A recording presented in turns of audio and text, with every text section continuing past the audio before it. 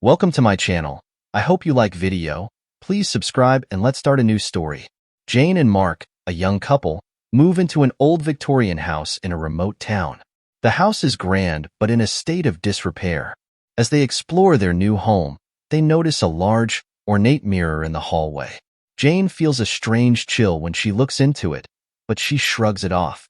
The couple decides to start renovations, unaware of the dark history behind the mirror. The first night, Jane dreams of a shadowy figure staring at her through the mirror. She wakes up in a cold sweat, dismissing it as stress from the move. While cleaning the hallway, Jane accidentally knocks over a vase, which shatters near the mirror.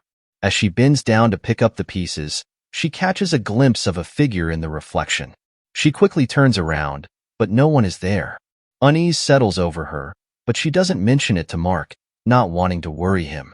That night, she avoids looking directly at the mirror. Her dreams are filled with whispers and flickering images of people she doesn't recognize. Mark finds an old journal hidden in a drawer in the study.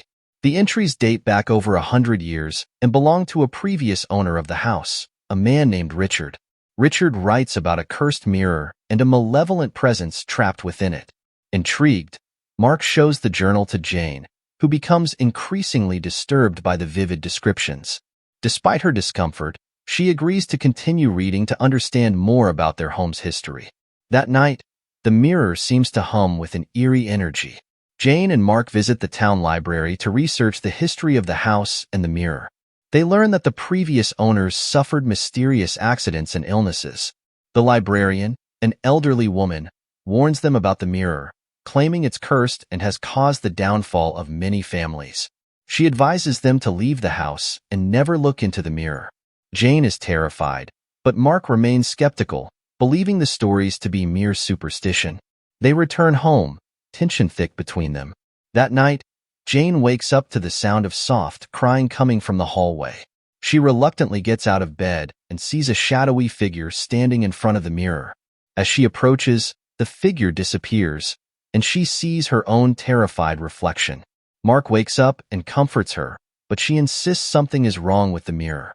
Determined to prove her point, Jane decides to record the hallway overnight. They set up a camera and go back to bed, though sleep does not come easily. The next morning, Jane and Mark review the footage from the camera. To their horror, they see the shadowy figure emerging from the mirror and wandering the hallway.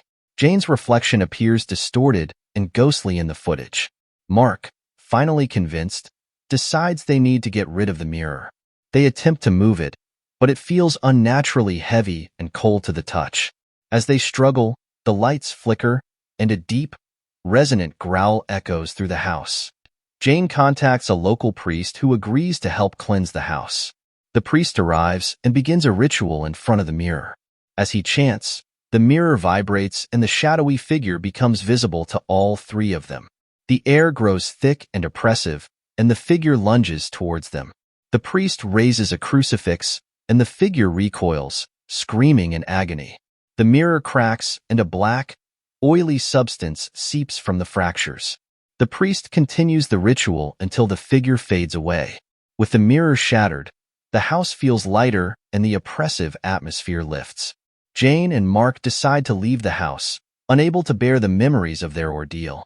They move to a new town, hoping to start fresh. However, Jane continues to have nightmares about the shadowy figure. One day, she receives a package with no return address. Inside is a small shard of the broken mirror. As she stares at it, she hears a faint whisper calling her name.